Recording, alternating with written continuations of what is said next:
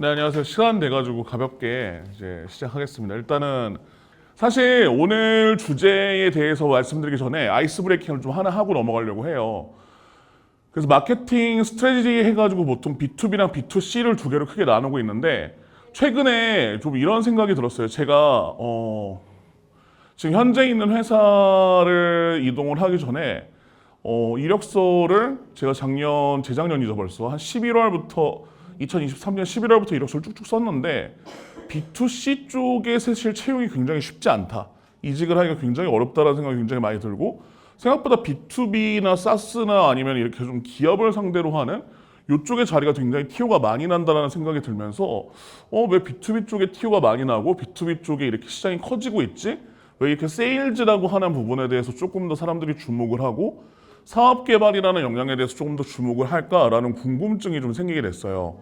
그래서 사실은 저는 B2C 쪽에 굉장히 잘한다, 오래 일했다 이렇기보다는 B2C 쪽의 업무를 좀 더 많이 알았던 게 제가 원래는 전공이 신문방송 쪽에 진행을 했었고 사실은 영상을 만들고 컨텐츠 만드는 거 굉장히 좋아해서 대학교 때 이제 졸업 안 하고 언론고시 준비하면서 한 3년에서 4년 정도 엔터테인먼트 회사 다니면서 계속 영상 만들고 이제 SNS 하는 거 그런 쪽을 하다 보니까 사실은 저는 B2C 쪽에 조금 더 맞는 사람이었던 것 같아요. 사실은 사람들을 되게 즐겁게 만들 수 있고 굉장히 많은 사람들이 내 영상을 보고 조회수가 많이 올라갔으면 좋겠고 그리고 사람들한테 막 바이럴이 돼서 100만 조회수, 1000만 조회수 되는 영상이 만들어지면 되게 좋겠다라고 생각을 했었어요.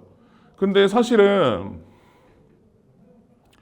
제가 필드에 나와서 일을 하다 보니까 B2C라고 하는 사업은 저희가 콘텐츠 업계라고 하기도 하고 엔터테인먼트 업계라고 하기도 하고 뷰티 푸드 여러 가지 업계라고 할 수 있는데 이쪽 영역 같은 경우에는 돈을 쓰기는 굉장히 쉬운데 돈을 벌기는 굉장히 어렵구나라는 생각이 굉장히 많이 들었어요. 반대로 B2B 같은 경우에는 저희가 이제 사실은 되게 어떻게 보면 되게 재미없는 필드라고 생각을 했는데 저쪽 같은 경우에는 굉장히 이쪽 같은 거 영상 날라다니고 컨텐츠 날라다니고 예쁜 모델 쓰고 잘생긴 사람들 나오고 이런 것들이 되게 재밌었는데 B2B 같은 경우에 사실 그런 사람들이 나오기보다는 조금 더 정형화된 데이터라든지 뭔가 성공 사례라든지 그리고 뭔가 좀 고객들 같은 경우도 매스를 대상으로 하기보다는 소규모 니치한 카테고리 고객들과 소통을 한다든지 그리고 약간 소통을 하는 방식도 여기 같은 경우에는 불특정 다수한테 굉장히 많이 스프레드 아웃이 되는 게 B2C라고 하면은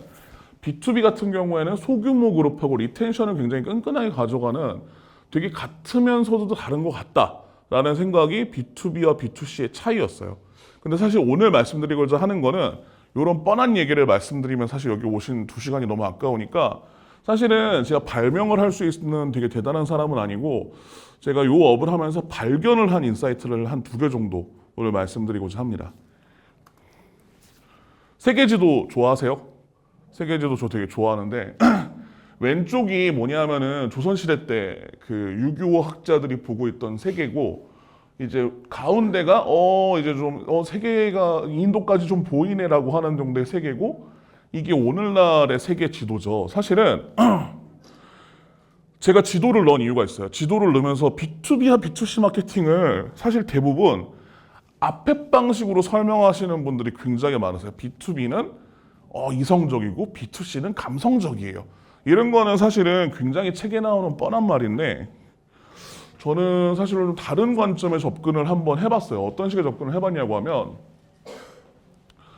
혹시 연고지가 지방인 분 계세요? 다 서울 분이신가요? 그 지방에 가면은 그런 생각이 들었어요. 사실 제가 서울 같은 경우에는 공장이 별로 없죠. 근데 지방 같은 경우에는 저희가 가까운 경기도나 충청도까지만 내려가도 굉장히 공장이 많다는 생각이 들었어요. 그래서 무슨 생각이 들었냐면 결국에 지리적으로 볼 때 중심지와 변방이라는 게 존재하는구나. 근데 중심지라고 하면은 약간 소비와 문화의 중심이라는 생각이 들었고 변방, 도시에서 멀어지면 멀어질수록 이 도시의 어떤 특정한 기능을 이제 보완하는 형태의 특성을 가지고 있구나라는 생각이 들었어요. 왜냐하면은 이게 서울이 있고 부산이 있고 서울이 있고 전주가 있고 서울이 있고 강릉이 있는데 가만히 보시면은 각각의 지방 도시들마다 서울에서 필요한 기능들을 특정 기능들을 수행하고 있는 생산 기지와 소비 기지로 이게 이원화되는 것 같아요. 그래서 제가 처음에 지도를 보여드린 이유는 흐름과 맥락을 말씀드리기 위해서요. 그래서 원래 사실은 B2C 마케팅이라는 용어는 존재하지 않았던 것 같아요. 제가 공부를 해보니까 보시면 알겠지만 지금 뭐 미국이랑 중국이랑 패권 다툼하고 있죠. 근데 되게 심플한 거는 역사적으로 볼 때 미국이 되든 중국이 되든 1등이 누가 되든 우리는 그 국가랑 친하게 지내서 그 국가가 필요로 하는 굉장히 핵심적인 과업을 수행해주면 한국은 돈을 버는 시스템으로 되어 있어요. 그래서 제가 봤을 때 결국에는 지리적으로 봤을 때 중심지는 항상 문화와 소비의 중심이 되고요. 가장 돈이 많은 사람들이 모이고 가장 핵심적인 기능을 수행하고 어떤 특정한 지역이 멀리 갈수록 뭐 이게 중세 유럽에도 똑같더라고요. 중세 유럽에도 제국 같은 경우에는 생산문화 소비의 중심지고 식민지는 생산을 담당하잖아요. 그래서 사실은 기존에는 B2B 마케팅밖에 존재하지 않았고 그것은 지리적으로 중심지에 서 있냐, 사이드 변방에 서 있냐 이렇게 두 개로 나뉘어왔던 것 같아요. 근데 되게 재밌는 게 여기서 조금 진화를 하면서 온라인이 나오기 시작하는데 초창기 온라인은 사실은 저는 아울렛 기능을 했다고 봐요. 왜냐하면 이렇게 지리에서 중심지가 중요했기 때문에 인류 사회에서 대부분의 자산이라고 하는 거는 부동산과 금 같은 걸로 이제 자산화가 돼 있죠. 그러다 보니까 온라인이라고 하는 매체는 사실은 따지고 보면은 오프라인 뭐 옛날에 옷가게 같은 데 보면은 백화점이나 명동이나 압구정 같은 데 트렌디한 문화의 중심지에서 재고가 남은 걸 빠르게 해결할 수 있는 그런 아울렛 기능으로서 혹은 초창기의 온라인 뭐 여기 오신 분들은 기억하실지 모르겠지만 좀 연세가 있으신 분들 같은 경우에는 뭐 라이코스라든지 신만이라든지 이런 엠파스 같은 게 존재하던 시대의 온라인몰은 다 짭이에요. 전통 물건들을 취급하지 않아서 사실은 저 당시 같은 경우는 그때 당시에도 오프라인이 여전히 되게 중요한 코너였고 온라인은 약간 오프라인의 카피 같은 개념이었던 것 같아요. 근데 저는 3번이 굉장히 재밌는 게 코로나랑 메르스 같은 질병이 터지면서 이때 오프라인의 대부분의 세계에 차지했던 물건들이 온라인으로 빠르게 전환되지 않으면 죽는 시대가 왔던 것 같아요. 그래서 제일 대표적으로 뭐 너무너무 지금 잘하고 계시는 위시 컴퍼니 같은 회사도 있지만 뷰티나 뷰티 같은 회사들이 패션 같은 회사들이 가장 먼저 온라인으로 들어왔고 그리고 이제 푸드라든지 뭐 리빙이라든지 이런 제품들도 온라인으로 빠르게 들어왔는데 이 시기에 이제 페이스북이라든지 여러 가지 온라인 광고가 맞물리면서 오프라인은 인지도가 쌓을 필요가 없어요. 왜냐면 유동 지나가다 보면은 우리가 그 브랜드와 상품을 인지할 수 있으니까. 근데 온라인 같은 경우에는 오프라인 임대료랑 온라인 광고비는 똔똔이거든요. 같은 개념이란 뜻이에요. 그래서 온라인상의 인지도를 키운 브랜드가 급속도로 성장을 하는 시기가 3번이었던 것 같아요. 근데 제가 4번을 흥미있게 보는 이유는 올리브영 같은 회사가 DX에 성공했다고 하죠. 결국에는 온라인과 오프라인이 반반 정도 된 상황에 카테고리는 글로벌로 진출을 할 수 있더라고요. 쉽게 말해서 오프라인에서 이렇게 우리가 뭔지 모르고 있던 제품들은 잘 모르다가 얘네가 온라인으로 전환된 애들은 글로벌과 글로벌로 연결되는데 그 단계에서 최근에 굉장히 화두가 되는 마케팅이 예전에는 B2B 마케팅 그리고 세일즈란 단어가 굉장히 어떤 아름아름으로 소개를 받아서 비선형적인 데이터가 없는 그런 과정에서의 약간 좀 그 업이었다면 최근에 이런 B2B 마케팅이나 세일즈라는 게 다시 떠오르는 이유는 결국에 이제 하나의 디지털 전환이 된 세계와 다른 세계가 연결되는 과정에서 이 B2B라고 하는 과거의 어떤 오프라인과 오프라인이 연결되는 시점에 필요했던 역량이 다시금 필요해지는 게 아닌가. 그리고 뭐 5번에 대해서 제가 예측하기는 굉장히 어렵지만 어느 시점에 굉장히 전 세계가 다 온라인으로 디지털 전환이 되면은 사실은 저희 게임 같은 거 하면은 상점에서도 물건을 팔지만 플레이어들끼리도 물건 사고 팔고 하잖아요. 그래서 약간은 B2B 다음 단계 C2C 정도의 단계가 오지 않을까라고 조심스럽게 보고 있는데 지금은 약간 저는 보기에 3번과 4번 어느쯤이라고 보고 있어요. 왜냐하면 지금 명동이나 강남의 1층 매장들 보면 다 폐업하고 있는데 이건 뒤집어서 얘기하면은 대한민국의 지금 오프라인 땅값이 너무 비싸고 임대료가 너무 비싼데 거기 비싼 임대료를 감당할 수 있는 산업과 소비재가 아직 시대를 따라잡지 못했다. 그러니까 불황이라는 말은 거짓말이고요. 잘 나가는 브랜드 더 잘 되잖아요. 그래서 저는 그런 변화의 흐름의 한가운데 있고 그런 날이 올 수 있겠죠. 앞으로 온라인에서 대한민국에 시작한 회사인데 전 세계의 뷰티 유통망을 가지고 전 세계인을 상대로 하는 이제 뷰티 회사나 패션 회사가 된다면 한국의 부동산에 갇힌 게 아니라 전 세계에 있는 특정 고객들을 대상으로 해서 고객을 뭐 5천만, 7천만 가지고 있는 그런 브랜드들이 만들어지고 있는 저는 초입에 있는 것 같아요. 그래서 사실은 B2C라고 하는 광고는 B2B와 B2C에 대해서 제가 시대 맥락 흐름에 대해서 말씀드렸는데 사실은 원래 B2B 마케팅이 처음이다. B2B 마케팅밖에 없었다. 뒤에 설명을 드리겠지만. 근데 B2C라고 하는 거는 저는 이렇게 생각해요. 결국에는 유럽에는 실물에 있고 미국이 세계대전 끝나고 전 세계의 생산을 담당을 하게 되면서 미국에서 일본에서 한국에서 중국으로 이렇게 넘어가고 있잖아요. 거기서 중산층이라고 하는 사실은 되게 역사적으로 없었던 하나의 가짜 뭐가 생겨났는데 이런 거죠.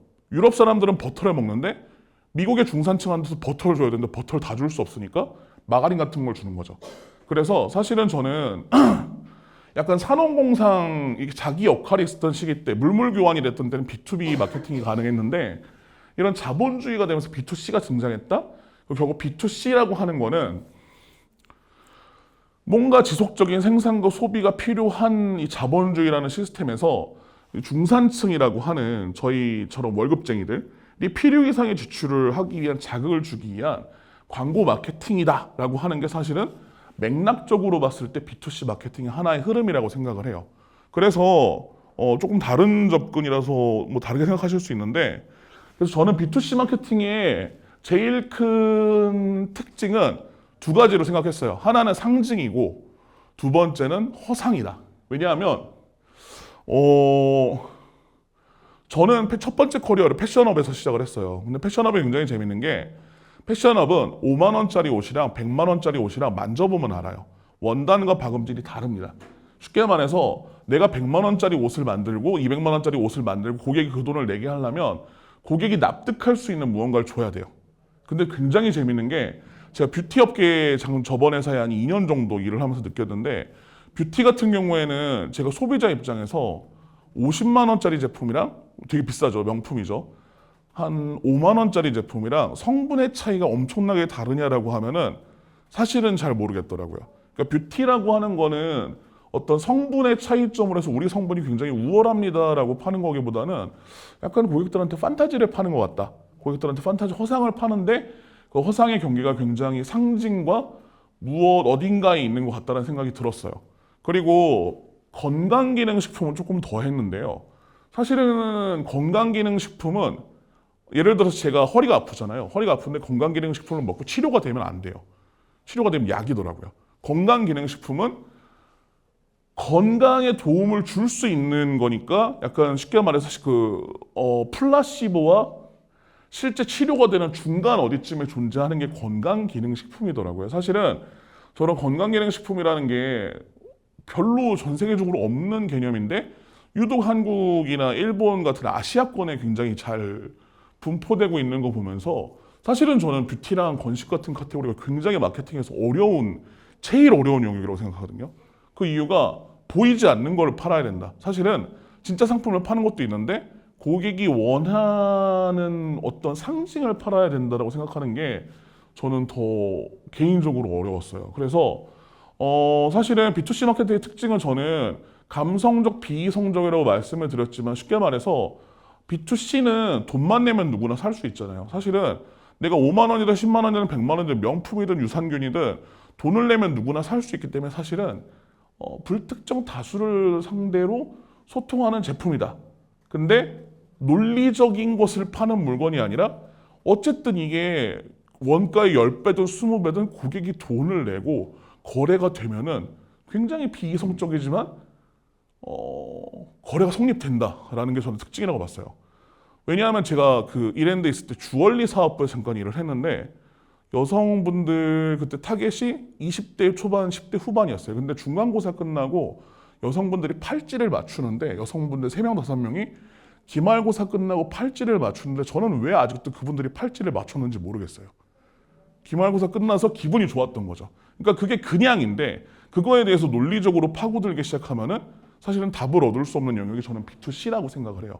굉장히 논리적이지 않고 감성적이지만 소비자들을 행복하게 하는 영역이다 라고 생각을 하고, 두 번째는 사실은 뭐 종교 있으신 분들 같은 경우 조금은 제가 불편한 얘기를 드릴 수도 있지만 저는 B2C 마케팅은 항상 판타지를 판다는 생각이 든 게 저는 종교라는 게 정말 완벽한 상품이라고 생각해요. 왜냐하면 천국 갈래 지옥 갈래 너는 교회에 왔으니까 구원받았어. 물건을 아무것도 주지 않고도 헌금을 받을 수 있잖아요. 이거는 가치만으로도 물건을 파는 거고, 사실 명품이라고 하는 것들 정말 살다가 몇 명 정도 주변에 돈이 많아서 잘 사시는 분들 몇 명 본 적이 있는데 그분들 명품 잘 안 쓰시더라고요. 명품 안 사세요. 그 코스트코 뭐 쇼핑백 제일 좋아하시는 분들이 많은데 명품을 사는 사람들의 이면을 바라보면은 나는 노동하지 않는 부유층의 삶을 동경하는 워너비 고객들이 굉장히 구매하는 게 저는 명품이라고 봤어요.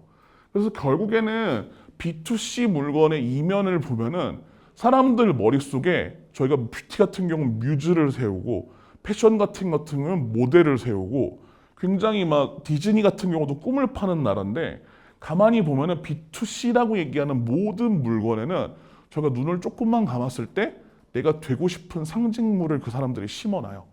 나이키 뭐 뒤에 설명드리겠지만 나이키나 이런 것도 마찬가지로 사람들의 머릿속에 되고 싶은 상징물들이 있고요. 결국에는 저희가 오렌지 주스를 먹을 때 머릿속에 오렌지를 플로리다 오렌지를 갈아서 뭔가 되게 막 비타민C를 먹는 느낌이 나지만 사실은 뭐 설탕물이잖아요. 머릿속에다가 어떤 상징물을 팔지만 B2C 마케팅의 본질은 머릿속에다가 사람들 머릿속에다가 환상을 주입하고 실제 물건은 환상과는 별개의 물건이지만 사람들이 그 별거 아닌 물건을 받고 만족하도록 만드는 거다. 그래서 뭐 사실 저는 친한 친구들끼리는 야, B2C 마케팅을 잘하는 사람은 훌륭한 가스라이터 할 수 있어라고 이제 농담처럼 얘기를 하기도 하는데 사람들이 결국에는 내가 10,000원어치 내가 10만 원을 내고 10,000원어치 물건을 받고 만족하게 만드는 게 B2C 마케팅의 가장 본질이라고 생각을 해요. 여기서 보시면 알겠지만 한국, 미국, 중국 같은 경우 특히나 저런 명품 수요에 대한 니즈가 많고 크다는 것은 뒤집어서 얘기하면은 사람들 자체가 그 명품을 구매함으로써 자기가 뭔가 어떤 부유층이라든지 조금 더 이런 워너비 고객들이 보여줄 수 있는 럭셔리를 보여줄 수 있다고 생각을 해서 결과적으로 양극화되고 있다는 지표에 대해서 이렇게 설명을 드린 부분이에요. 그래서 소비재의 2대 기술은 결국 이 두 개가 끝인 것 같아요. 첫 번째는 못 먹어봤는데요. 뭐 앞으로도 못 먹어볼 것 같고요. 40만 원짜리 신라호텔 케이크예요. 근데 두 번째는 뭐냐면은 에어조단, 나이키 에어조단이고 세 번째는 샤넬의 제니죠. 결국에 소비재 같은 경우에는 소비재라는 거는 주기의 반복은 있지만 반복적으로 계속 구매를 해야 되는데 두 개로 거의 완벽하게 끝나는 것 같아요. 첫 번째는 굉장히 비싸게 만들고 판관비를 줄여서 사람들한테 물건을 구매하게끔 만들거나 비싸게 만들고 비싸게 팔면은 안 남잖아요. 그러니까 비싸게 만든다는 거는 뭐 음식이라든지 아니면 뭐 진짜 뭐 명품 브랜드라든지 디자인이라든지 이런 것들이 너무 훌륭해서 사람들이 직관적으로 보기만 했을 때 우와 갖고 싶다라는 직관을 느끼게 하는 제품의 브랜드들은 저도 최근에 알았습니다. 뭐 LVMH 그룹이라든지 호텔신라라든지 이런 뭐 굉장히 뭐 필립 파텍이라든지 이런 회사들의 직원들은 급여가 세지 않더라고요. 결국에는 그런 데서는 자기네들이 들어가는 원가 비중이 굉장히 높기 때문에 이런 마케팅이라고 하는 것도 뭐 디지털 마케팅이나 광고 예산을 많이 붙지 않아요. 사진을 굉장히 멋있게 찍는 게 마케팅의 끝이에요. 화보 입고로 마케팅이더라고요. 그런 명품들의 끝은.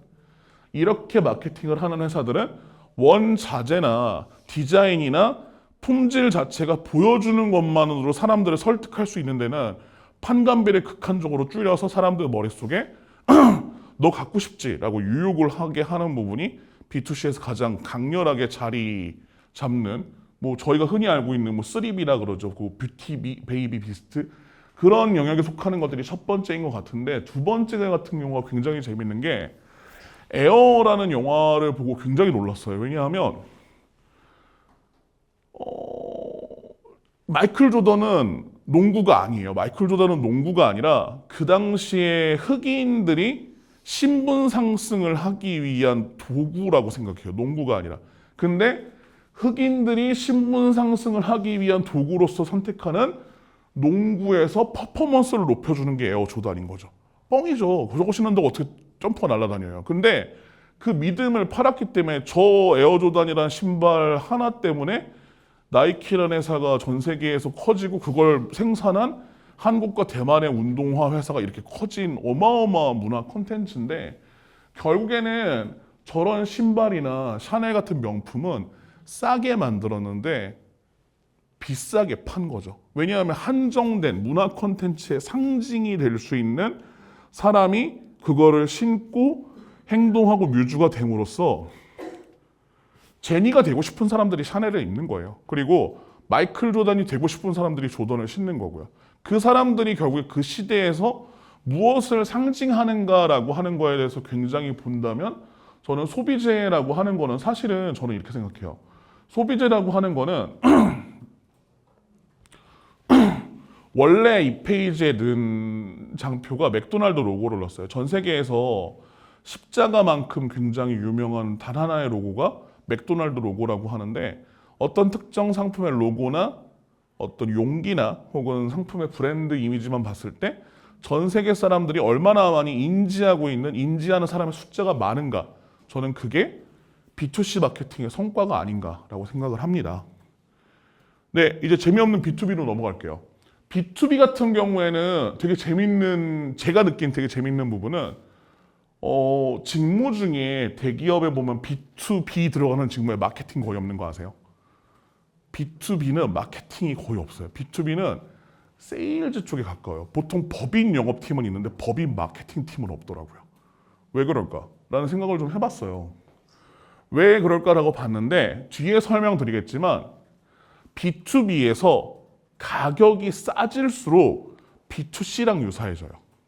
근데 B2B에서 가격이 비싸질수록 세일즈에 대한 호흡이 길어지고 영업에 가까워져요. 그러니까 이쪽은 사람을 설득하는 거고, 의사결정을 설득하는 게 가격이 비쌀수록, 그리고 고객이 무거워질수록이고, 가격이 싸질수록, 그리고 그 고객이 많아질수록은 B2C의 성향을 많이 가져요.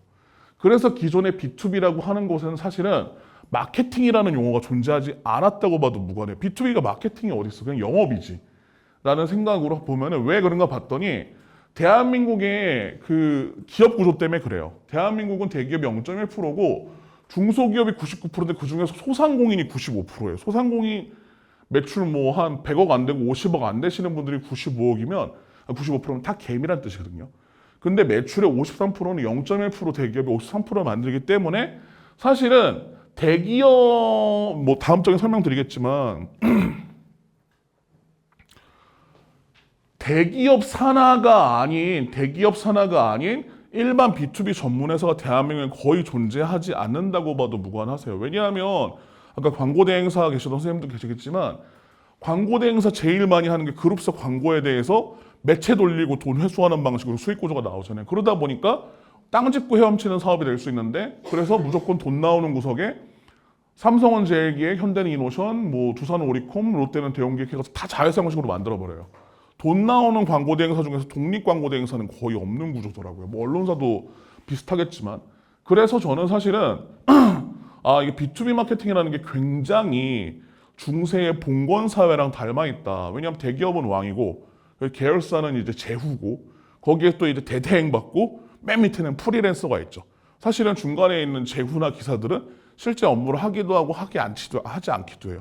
다 대대행을 물려서 맨 끝에는 프리랜서 관리로 넘어가기도 하는데, 대한민국의 그동안에 약간 좀 특히나 B2B 영업 같은 경우에는 이런 구조로 이루어지고 이 계층이 굉장히 심했기 때문에 제가 만약에 전혀 상관없는데 롯데일을 딸라고 한다고 대형 기획을 만나지 않으면 아예 일이 시작이 안 되거나 뭐 요즘에 이게 좀 덜해지긴 했는데요. 그래서 사실은 B2B 마케팅에서 핵심 키워드는 두 개거든요. 제가 최근에 B2B 마케팅을 해서 업체들을 만나면 두 마디만 하면 돼요. 매출 늘려드릴게요. 비용 감소합니다. 이거 아니면 B2B 마케팅에서 저희가 만나서 할 얘기가 없어요. 저희 솔루션을 쓰면은 저희 회사를 만나면 매출이 늘어났어요. 포트폴리오 보여드릴게요. 저희 회사 만나서 이렇게 했더니 비용 30% 절감됐어요. 저희 솔루션 쓰니까. 이게 B2B 마케팅에서 할 말 끝이에요. 왜냐하면 직접 하시면 돈 더 드실 거고 조직 세팅하시면 돈 더 드실 건데 저희 회사가 일하거나 저희 회사가 만든 솔루션 쓰시면은 돈 줄어들어요. 에이전시로 일을 하시던가 뭐 아니면 솔루션을 쓰시던가 이게 B2B 마케팅의 결국에는 맨 끝단의 고객들을 설득하는 워딩이 되더라라고 하는 부분이고요. 그래서 사실은 저는 그동안에 B2B 마케팅이나 세일즈라고 하는 영역이 굉장히 폐쇄적일 수밖에 없었다고 생각을 하는 게 퍼포먼스 마케팅은 어떠셨는지 모르겠는데 저는 B2B 마케팅은 진짜 DB 싸움이라는 생각이 들어요. 왜냐하면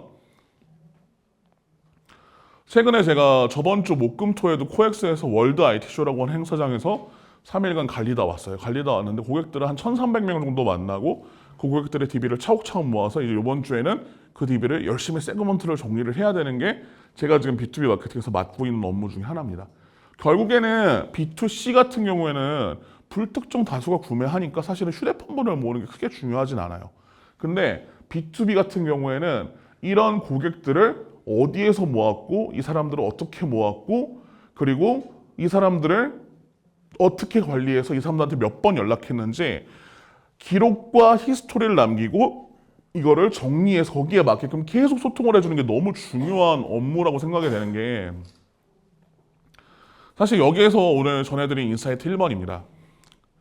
저는 원래 B2C 마케터라 가지고 전환율보다는 광고비를 얼마나 써서 얼마나 효율적으로 사람을 데리고 오는가가 사실 저희 KPI를 생각을 했어요.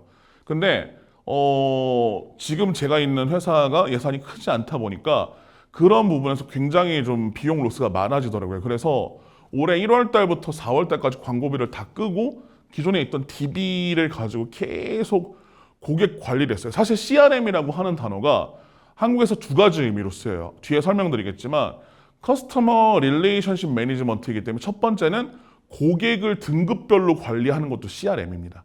근데 두 번째는 고객의 관계에 대해서 기록하고 소위 말해서 콜센터처럼 고객의 히스토리에 대해서 남겨놓고 사람들이 누구나 공유할 수 있는 시스템을 만드는 것도 CRM입니다. 그래서 결국에는 제가 느낀 거는 이 CRM에서 굉장히 중요한 B2B에서 굉장히 중요한 부분은 비용을 늘리고 고객들을 확 스트레치 아웃하는 것도 굉장히 중요한데 우리가 획득한 고객의 리드를 주기적으로 계속 연락하고 그중에서 연결 자주 되는 사람, 돈 되는 사람, 나한테 도움 주는 사람, 도움 안 되는 사람, 몇 번 연락한 사람 이걸 세그먼트를 계속 나눠서 관리해 놓은 고객 DB를 자산화시켜 놓은 것이 B2B 마케팅의 핵심이구나 라는 걸 좀 느끼게 됐어요. 이거를 저희가 지금 1월부터 4월까지 해서 초창기에는 저희가 전환율이 7% 정도 나왔어요. 저희가 100명을 데리고 오면은 유료 고객이 7명 정도 전환이 되는데 지금 기준에서는 저희가 한 20% 정도까지 회원들이 많이 전환이 돼서 아마 5월달 이후부터는 광고비를 다시 부스트를 할 것 같아요. 결국에는 이런 B2B 마케팅에서 B2C에서는 굉장히 다른 게 뒤에 좀 설명을 드리겠지만 사실은 B2C에서는 고객 세그먼트를 크게 관리할 필요가 없는 것 같아요. 왜냐하면 불특정 다수가 사잖아요. 내 고객이 들고 있는 게 10만 명, 20만 명, 50만 명 정도의 수준이면 B2C에서는 신제품 나왔습니다. 50% 할인하면 다 사요. 세그먼트가 크게 중요하지 않을 수도 있지 않겠다는 생각을 해요.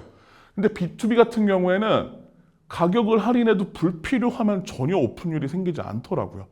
B2B는 자기의 필요가 없으면 고객들이 전혀 반응하지 않기 때문에 이 고객들이 언제 반응하고 어떨 때 반응하고 뭘 보냈을 때 반응하는지 히스토리 계속 넣고 굉장히 관리 부분을 철저하게 정리하지 않으면 이건 내가 들고 있는 건 엑셀 파일에 불과한 거죠. 그래서 이거에 대해서 굉장히 적시성 있게 별도의 여러 고객 관리, 엑셀도 좋지만 여러 가지 도구를 통해서 관리를 하는 것이 굉장히 중요할 수 있다. 게 제가 느끼고 있는 첫 번째 B2B 마케팅의 특징이고 오늘의 인사이트였습니다. 근데 이게 오늘의 두 번째 인사이트예요. 오, 바뀌었습니다. 뭐가 바뀌었냐면 현업에서의 느림에서 뭐가 느꼈냐면 B2C 마케팅이 B2B 마케팅화 되고 있더라고요. 이게 무슨 말이냐? 제가 최근에 그 대학원 동기 중에 뭐 명품 쪽, 뭐 구찌나 샤넬 쪽에서 일하는 친구들을 만나면서 얘기를 들었는데 너무 충격적이었어요. 거기에서는 고객 한 명당 객단가가 2,500만 원, 5천만 원짜리 고객들이 계세요.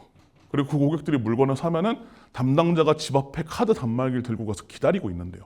왜 그렇게까지 하니 그러면 그분 한 명 매출이 매장 한 달 매출이거든 하면은 담당자는 집 앞까지 가서 기다리고 있어요. 쉽게 말해서 지금 2021년 이전에는 뭐 저희가 뭐 상징이 될 수 있는 회사는 블랭크 코퍼레이션 같은 회사인데 저 당시에는 페이스북 메타에서 광고만 돌리면 너도 나도 다 뿔 달린 말이 돼가지고 다 유니콘이었어요. 나 매출 50억, 200억 다 우와 우리는 짱이야라고 했던 세계가 2021년 이전이었고 2022년에 iOS 업데이트의 밤이라고 갑자기 메타가 돌지 않으면서 퍼포먼스 마케터 우리는 어떻게 하지라고 굉장히 혼란을 겪다가 최근에는 조금 안정을 겪고 있는 3단계로 저는 시기를 나눠서 보고 있어요. 근데 굉장히 재밌는 부분이 저는 다른 관점으로 보고 있어요. 지금 퍼포먼스 마케팅 효율 떨어진 거 아니에요? 효율이 떨어진 게 아니라 흑백 요리사 TV 보셨죠? 흑백 요리사 보시면 그 백색 요리사들 있잖아요. 돈 많이 그러니까 비싼 가게들. 비싼 가게들 어디에 있냐면 다 압구정, 한남, 청담동에 있어요. 뒤집어서 얘기하면 뭐냐 하면 로아스가 떨어진 게 아니라 고객 획득 비용이 증가했다. 라고 보는 게 제일 적합합니다. 왜냐하면 TV나 대중매체랑 다르게 온라인 광고는 누구나 할 수 있잖아요. 근데 예전에 그걸 몰라서 못했는데 지금은 온라인 광고 정말 유튜브에도 영상이 많고 대부분의 사람들 다 할 수 있고 대행사도 많아졌고 심지어 챗 GPT가 알려주기까지 해요. 챗 GPT한테 야 지표 해석해봐라고 자료 던지니까 기가 막히게 해옵니다. 저 보고서 쓰는 거 정말 싫어했는데 챗 GPT가 다 해줘요. 누구나 광고를 쓸 수 있는 시대이기 때문에 광고 구자는 정해져 있어서 광고비가 올라갑니다. 그런데 제가 뭐라 그랬죠? 온라인 광고비는 오프라인 임대료랑 같다 그랬죠. 들어가는 사람들이 많아지면은 우상향합니다. 우상향하면 어떻게 돼요? 싼 물건 팔면은 역마진 납니다.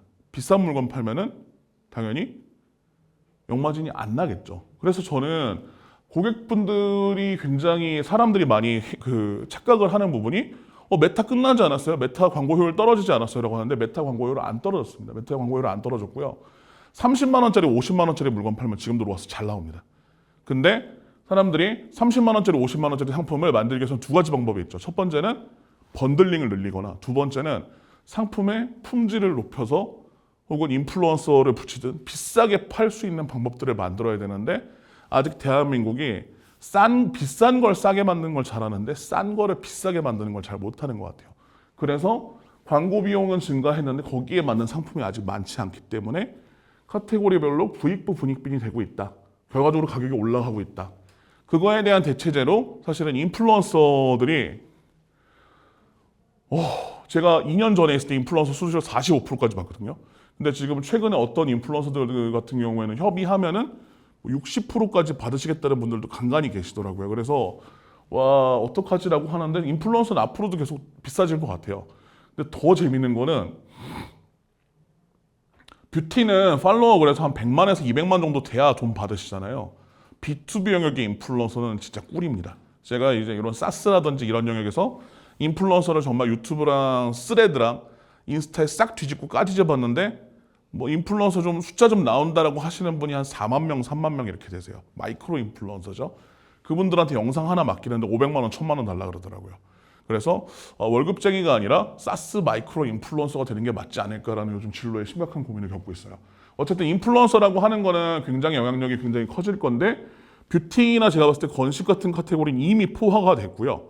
뭐 푸드도 마찬가지고 근데 패션도 올라오고 있지만 뭐 전자기기라든지 아니면 뭐 병원이라든지 이런 특정 카테고리 인플루언서들은 아직은 비어있는 영역이 많고 사실은 이제 이런 니치 카테고리 인플루언서들이 점점 더 중요해지는 시기가 되지 않을까. 왜냐하면 광고비가 올랐는데 내 물건을 띄우려면 초기 내 고객이 없는 브랜드가 내 물건을 띄우려면은 무조건 인플루언서를 쓸 수밖에 없어요. 대안이 없더라고요. 안 그러면 광고비를 정말 많이 써야 되는데 지금 투자자들이 돈 안 풀잖아요. 그래서 B2B 마케팅의 가격이 올라가고 있다가 첫 번째 인사이트, B2B 마케팅화 되고 있다는 뜻이었고요.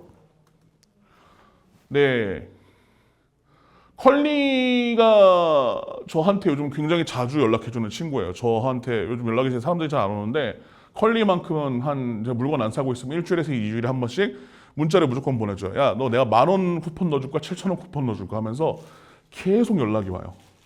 에이블리는 제가 설치하진 않았지만 계속 뭔가 이렇게 푸시들이 오고 있는 뭐 게임이라든지 쇼핑몰들이 있어요. 결국에는 저는 이렇게 생각을 해요. 예전에는 광고비가 낮았던 시기에는 신규 고객을 그냥 돈을 써서 데리고 오면은 이 고객들이 돈을 벌어와요.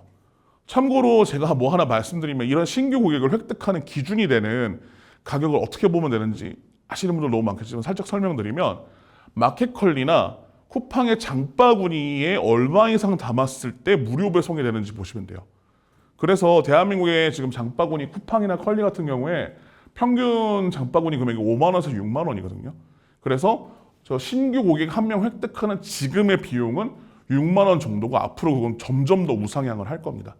근데 저걸 CAC라고 하는 거를 통해서 그래서 보통 저 CAC라고 하는 거는 저희는 광고비가 아니라 고객 획득 비용이라는 표현을 쓰고 그 고객들이 획득한 비용의 3배 정도의 수익을 내주는 거 LTV라는 표현을 써주는데 고객이 6만 원에 데리고 와서 우리 사이트에서 18만 원을 써주면 BEP가 나오는 구조가 되는 거죠. 근데 예전에는 그것을 계속 광고를 돌려서 새로운 고객들을 데리고 왔으면 되는데 아까 뭐라 그랬죠? 고객들이 너무 비싸졌어요. 그러다 보니까 신규 고객이 아니라 기존 고객들을 쥐어짜가지고 기존 고객들이 계속 반복 구매해주는 게 훨씬 싼데? 라고 하면서 이런 문자와 CRM 도구가 범람을 하기 시작합니다. 결국에는 CRM이라고 하는 도구들이 아까 말씀드린 2개의 기능을 하는데요. CRM은 타겟팅 세그먼트를 나눠서 그 사람들한테 개인화된 메시지를 푸시해주는 기능이 CRM의 첫 번째 기능이에요. 개인화 메시지를 한다. 두 번째는 세그먼트를 나눠서 고객도 너 많이 산 놈 더 할인해 줄 거야. 조금 산 놈, 넌 조금 산 놈 할인 덜 해줄 거야. 이렇게 고객 세그먼트마다 고객 등급별 관리를 하는 것도 CRM입니다. 왜냐하면 고객 릴레이션십 매니지먼트잖아요. 현대백화점 같은 경우는 뭐 자스민 블루에서 엄청 등급이 많은데 뭐 이런 등급제가 보통 정말 잘하는 데들은 게미피케이션 활용해서 기가 막히게 설계가 잘 돼 있어요. 스타벅스 같은 경우도 마찬가지지 않습니까? 결국에 앞단에 우리 고객에게 맞춤된 메시지를 보내주는 거, 뒷단에 그 맞춤된 고객들한테 맞게끔 세그먼트와 혜택이 굉장히 잘 설계되어 있는 2가지가 저는 CRM 마케팅의 핵심과 정수라고 보고요. 이것이 B2C 마케팅에서 또 이게 사실은 아까 처음에 말씀드렸지만 이거는 B2B 마케팅에서 중요한 영역이었어요. 근데 B2C 마케팅에서 중요해진 영역은 고객이 비싸졌기 때문에 B2B 마케팅은 저희가 외주를 하잖아요. 예를 들어서 홈페이지 하나 만들어주면은 1억에서 3억을 받아요. 그러니까 마케팅비로 한 1,000만 원을 쓰든 뭐 아니면 페이백으로 얼마를 드리든 상관이 없었어요. 왜냐하면 고객 한 명 한 명이 비싸니까. 근데 굉장히 재밌는 게 B2C 마케팅도 이제 제품이 이런 거죠. 제가 홈쇼핑 영역에서 놀란 게 스킨 로션 6개 묶으면 객단가가 35만 원이에요. 근데 사람들이 막 사요. 근데 그 다음 당근에 풀죠.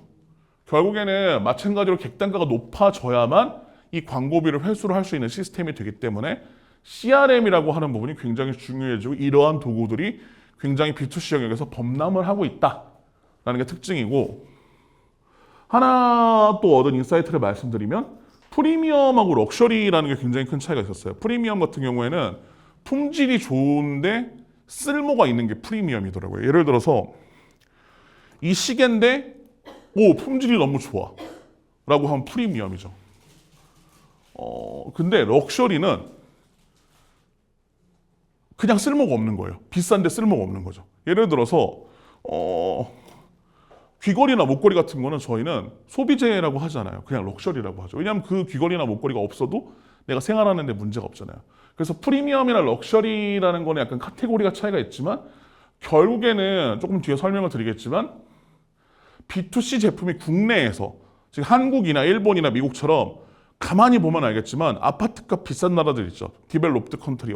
이게 코로나 때 굉장히 화폐를 많이 풀어서 물가가 이렇게 올라간 나라들에서는 모든 B2C 제품이 살아남기 위해서는 프리미엄과 럭셔리로 진화할 수밖에 없다. 그래야만 올라간 가격이 광고비를 메꿔줄 수 있기 때문에 상품 자체가 변하지 않으면 광고 도구가 아무리 효율적으로 올라가도 사실은 효율을 내기 어려운 것이 B2C 마케팅의 큰 패러다임의 변화라고 저는 보고 있습니다. 두 번째는 이것도 굉장히 큰 인사이트였는데요. 제가 일본에 가서 어떤 작가분의 얘기를 들었는데 그게 되게 인상적이었어요. 전 세계의 양초값은 오르고 있을까요? 떨어지고 있을까요? 답변 안 하실 거니까 제가 말씀드릴게요. 전 세계의 양초값은 계속 오르고 있대요. 굉장히 큰 인사이트거든요. 왜냐하면 양초 가격이 계속 떨어지지 않나라고 했는데 사람들이 옛날에는 어둠을 밝히기 위해서 양초를 샀는데 지금은 어둠을 즐기기 위해서 양초를 산대요. 그러니까 근데 되게 웃긴 거는 이런 전구 있죠. LED 전구. 이런 전구들은 가격이 점점 싸진대요. 쉽게 말하면은 거기서 얻은 인사이트는 기술은 돈이 되지 않는다. 사람들은 앞으로 뭘 중요시하냐 하면은 최근에 챗GPT를 쓰면서 놀란 게 굉장히 부끄러운 얘기지만 제가 엑셀 되게 못하거든요. 엑셀 진짜 못해요. 엑셀 정말 끔찍하게 못하는데 너무너무 행복한 게 챗GPT가 좀 다 해줘요. 계산도 해주고 보고서도 써주고 그리고 되게 많은 복잡하고 컴플렉스했던 업무들에 대해서 그림도 그려주고 뭐 영상도 만들어주고 돈만 내면 챗GPT가 다 해주더라고요. 저는 기술 평준화의 시대가 왔다라고 생각을 해요. 왜냐하면 이거 옛날에 누가 하던 일이냐면 다 B2B 외주 업체들이 하던 일이거든요. 외주 업체에 100만 원, 200만 원 크몽에도 얼마씩 내고 하는 일을 이제는 한 달에 5만 원, 10만 원만 내면 다 해결해 주는 시대가 온 것 같아요. 이미 왔어요. 그러다 보니까 사실은 저는 이렇게 생각해요. 예전에는 외주 업무를 맡긴다라고 하면은 대기업이나 규모가 있는 중견기업 정도는 돼야 대행사 플레이를 할 수 있었거든요. 근데 지금은 소상공인도 대행사를 쓸 수 있는 시대가 되지 않았나? 오히려 대기업 하나보다 소상공인 50명이 더 마땅하고 맞는 시대의 고객들이 아닌가라는 생각을 많이 해요. 왜냐하면 지금 뭐 챗GPT 그냥 하면 또 무료인데 플러스 해봤자 한 달에 2만 원밖에 안 해요. 저 치킨 값이잖아요. 그리고 뭐 프로로 하면은 월 200달러인데 저것도 사실은 따지고 보면 20만 원, 30만 원 정도라서 매출이 좀 나면 아주 부담되는 경우는 아니거든요. 그리고 이미 뭐 회사에서 경험하고 계시겠지만 회사에 있는 MZ나 막내 사원들한테 자 친구야 우리 자료조사 좀 해볼래라고 하면은 한치의 고민도 없이 다 챗GPT 돌려서 갖고 와요. 그래서 이럴 거면 내가 하는 게 낫지 않을까라고 하면 님이 하셈이라고 하고 저한테 주는데 어쨌든 AI라고 하는 건 저는 생산성을 거의 미치듯이 상승시켜주는 도구고 과거에 채용을 하거나 외주를 통해서 진행을 했던 업무들의 대부분이 비용이 혁신적으로 절감이 되는 시대라서 저는 앞으로 대기업의 외주 업무를 하는 B2B 마케팅은 무너지지 않을까 오히려 약간 좀 SMB 쪽으로 턴어라운드를 하는 관점을 보여야 되지 않을까라고 하는 특징을 보고 있어요. 하나 더 거기서 말씀을 드리는 건 기워커라는 용어가 많이 뜨죠. 옛날에는 사람을 채용하면은 정액제였잖아요. 9시부터 6시까지 일하고 점심시간 1시간에 당신의 연봉은 얼마고 인센티브는 얼마를 줄 거야 하는데 이제 그렇게 돈 안 주겠다는 거잖아요. 비용 절감하고 피크타임 이 시간부터 이 시간대만 일하시고 가장 힘들고 어려운 일만 당신한테 줄 거예요. 라고 하는 게 긱워커의 특징이고 크몽의 재능마켓이라고 이름 이쁘게 써놨지만 결국에는 특정 돈 되는 능력에 한해서 사람들이 이 시장이 계속 성장을 하고 있다는 것은 저는 앞으로 고정비는 더 오를 거예요. 인건비라든지 시급이라든지 모든 비용은 더 오르는 시대가 될 거고 앞으로 뭐 6월 달에 대통령이 어느 분이 되든 치킨 3만 원 시대는 곧 오리라고 생각을 합니다. 근데 결국에 이렇게 비용이 비싸지는 시기에 모든 관리자들은 이제는 핀셋으로 비용을 찝어내기 시작할 거예요. 불필요한 비용을 잘라내고 여기에만 돈 쓰고 여기엔 돈 쓰는 게 맞아? 왜냐하면 저희 지금 CFO님이 기한 아주 빡빡하게 모시거든요. 그래서 이런 정말로 이제 외주 비즈니스에서 비싸진 비용에서 필요한 기능만 매니지먼트 하면서 지금은 좀 외주 비용이 비싸고 외주보다 싼 게 사스고 사스보다 싼 게 마이크로 사스인데 이렇게 기능별로 특화된 외주나 도구 툴이 살아남을 것 같아요. 그걸 왜 어떻게 봤냐 하면 카페24의 앱스토어 같은 경우에는 아직도 무겁거든요.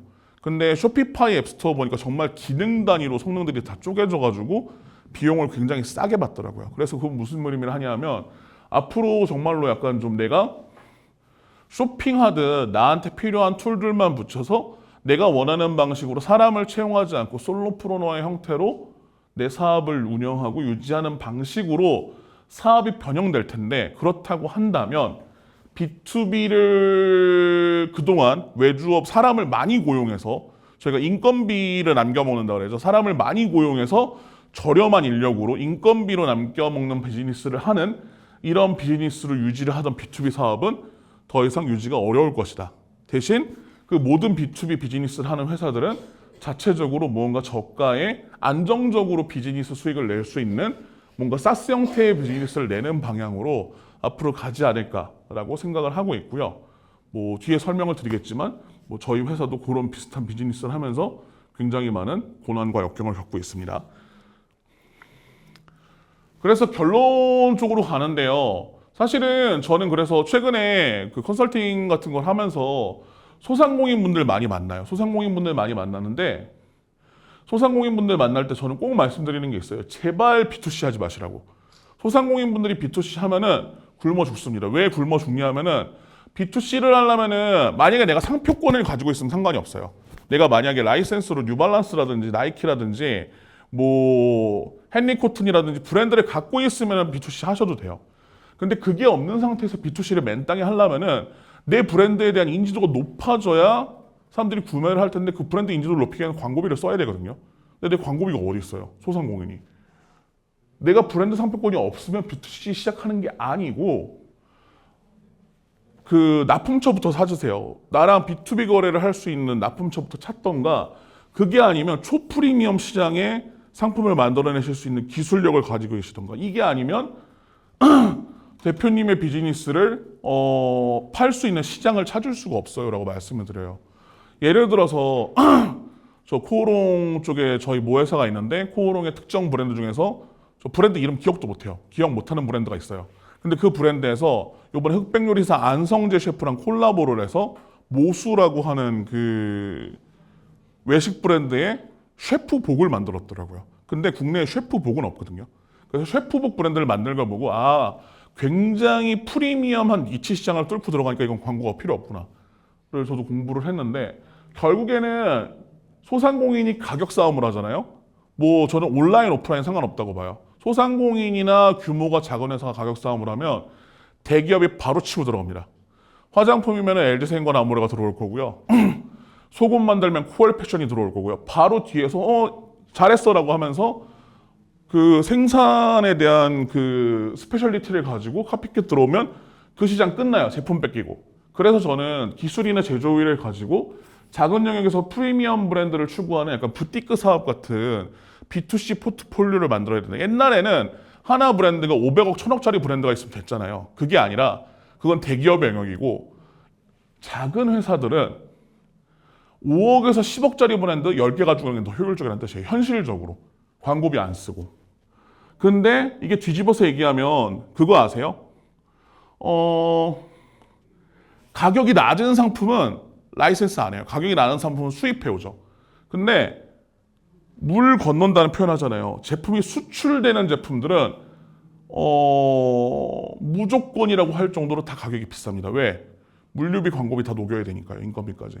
그래서 저는 이런 제품의 패러다임의 변화, B2C 제품의 패러다임의 변화가 결국에는 글로벌 명품 브랜드로 뭔가 K뷰티나 K패션이 성장할 수 있는 기회가 될 거라고 믿어요. 지금은 약간 한국 패션이나 뷰티가 중저가 포지셔닝을 하고 있거든요. 약간 현재 있는 아시안이나 흑인들이나 히스패닉 대상으로 할 수도 있고, 백인들보다는 약간 명품보다는 약간 좀 메스티지 타겟으로 들어가는 경우는 되게 많은데, 저는 이러한 변화들이 결국엔 이런 소비재들을 프리미엄으로 올라가게끔 B2C를 변화시키는 하나의 변화로 만들지 않을까라고 생각을 하고, 그러한 변화는 유통 채널에 다 나타나고 있는 부분이 와리즈도 마찬가지로 부티크로 가고 쿠팡도 다 프리미엄이에요. 최근에 서플라이어라고 불리는 소위 말해서 입점해서 남기는 분들은 이익률 2에서 3%밖에 안 남거든요. 근데 프리미엄으로 들어간 제품들은 다 남죠. 그래서 결국에는 저는 앞으로 대한민국 제품과 B2C 마케팅, 소비재 산업이 살아나려면 프리미엄으로 넘어가야 되는데 굉장히 큰 숙제죠. 왜냐하면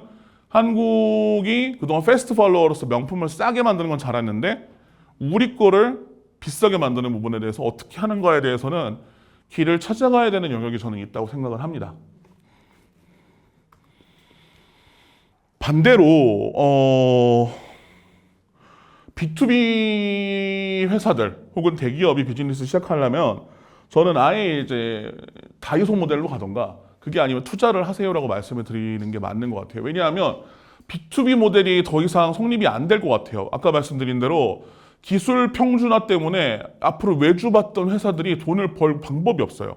그렇다고 하면은 사실은 저는 규모의 경제를 통해 판관비, BEP, 자산가치 상승을 추구한다고 했는데 무슨 말이냐고 하면 대기업이 그 다이소의 본질은 물건 파는 거 아닌 거 아시죠? 다이소의 본질은 부동산업입니다.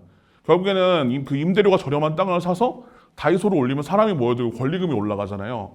이러한 규모의 경제를 통해서 자산가치 상승을 추구하던가 아니면은 CJ의 온큐베이터라고 하는 사업이 있는데 무슨 말이냐고 하면 될 것 같은 사업 브랜드에다가 5천만 원에서 1.5억까지 투자를 해줘요. 그 다음에 잘 크네 그럼 올리브영이랑 CJ 온스타일에 넣어줘요. 이렇게 올라가는 거죠. 너희 지분 10% 내놔. 우리가 CJ 온스타일에 태워줄게 홈쇼핑에. 이렇게 지분 보유하는 포트폴리오 방법으로 해가지고 무신사나 올리브영도 처음에는 입점을 했다가 점점 PB가 되는 방식으로 진화를 하죠. 결국에는 옛날에는 사람을 고용해서 쓰던 거를 고용을 안 하고 그 회사의 지분 10%만 가져가는 거예요. 그 다음 성장을 했어? 오케이 10%더 내놔. 또 성장했네 10%더 내놔. 이런 식으로 내가 직접 키우는 게 아니라 잘하는 플레이어의 지분을 가져가는 게 더 똑똑한 중견기업과 대기업이 할 수 있는 그러니까 규모의 경제랑 박리담회라고 하는 거는 대기업 신세계나 다이소나 올리브영 같은 회사들이 할 수 있는 거지 저는 B2C 회사가 하는 소기업이 하는 사업이 아니라고 생각을 해요. 그건 100% 망합니다.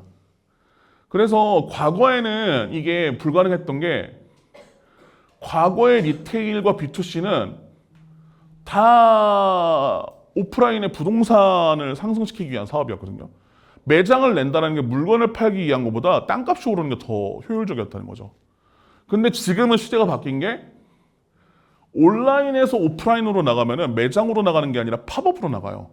뒤집어서 얘기하면은 계속 상시 임대료가 나가는 게 아니라 팝업으로 나가기 때문에 우리 매장 압구정에서 팝업 패스하면 가치가 올라가죠. 가치가 올라가면은 자산에서 임대료가 올라가는 게 아니라 IP가 올라가는 방법이 올라가기 때문에 저는 이런 사실 무신사도 중견기업입니다. 올리브영은 대기업 계열사지만 올리브영 대기업 맞죠. 근데 어쨌든 저는 이런 무신사라든지 이런 중견 혹은 스타트업 플랫폼들이 신흥 대기업으로 생태계를 붙잡을 수 있으면 성장할 수 있는 기회가 앞으로 B2B에서의 뭔가 사업의 변화라고 생각을 하고 결국에는 뭔가 자체 B2C, 사스를 만들거나 이런 저가형 상품을 만들거나 투자를 하는 방식으로 B2B 마케팅이 변할 것 같다라고 조심스럽게 예측을 해봅니다. 마지막으로 마무리가 힘들어서 이렇게 장표를 간단하게 낸 건 아니고요. 라디오는 듣는 사람 굉장히 편협하죠. 지역 기반이고. 근데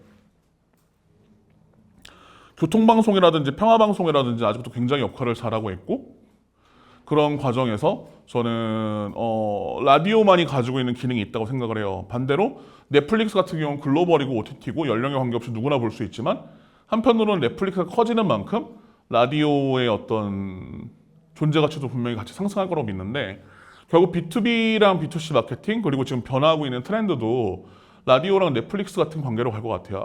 아직 어떤 분야, 뭐 철강이나 조선이나 이런 분야는 여전히 과거 B2B처럼 갈 것이고 소비재 같은 분야는 넷플릭스처럼 변할 수도 있겠죠. 그래서 지금 저도 마찬가지고 저도 지금은 B2B 쪽에 있지만 앞으로 계속 B2B로 있을지 아니면 어느 시점에 이런 B2B에서 얻은 인사이트를 가지고 B2C로 다시 돌아갈지 그 저의 커리어 부분도 뭐 향후에 어떻게 바뀔지 모르겠으나 여러분들이 계신 산업이나 이런 부분에서도 사실 그냥 제가 오늘 전하고 싶었던 하나의 인사이트는 그냥 B2B와 B2C의 모든 경계가 무너지고 있다. 그래서 그 부분에서 사실은 B2B 마케팅은 이래야 돼. B2C 마케팅은 이래야 돼라는 어떤 책 보고 매뉴얼대로 가시는 게 아니라 본인께서 계신 사업을 정확하게 사업의 본질을 해석하고 이런 바뀐 트렌드에 맞게 적절하게 생존 방식을 모사하는 것이 라이트한 방식의 지금 뉴 노멀이 되지 않을까라고 말씀드리면서 제가 1시간 꽉 채워서 말씀드렸습니다. 좀 지루하지 않으셨을까 싶었는데 네, 열심히 했고요. 혹시 일단 발표 내용은 제가 여기까지 준비를 했는데 혹시 질문이나 간단히 궁금한 거 있으면 자유롭게 얘기하시고 이거 마칠 수 있도록 하겠습니다. 감사합니다.